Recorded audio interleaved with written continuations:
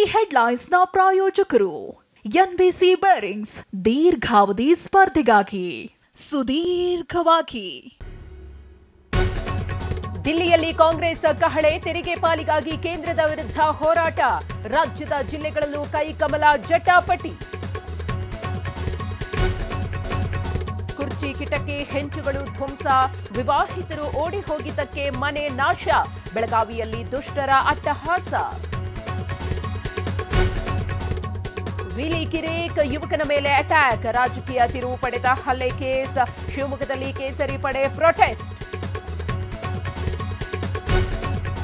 ವಿದ್ಯುತ್ ಕಚೇರಿ ಅಲೆದಾಟಕ್ಕೆ ಬ್ರೇಕ್, ಮನೆ ಬದಲಾದ್ರೆ ಆನ್ಲೈನ್ನಲ್ಲೇ ರಿಜಿಸ್ಟರ್. ಗೃಹಜ್ಯೋತಿಯಲ್ಲಿ ಬಾಡಿಗೆದಾರರಿಗೆ ಗಿಫ್ಟ್.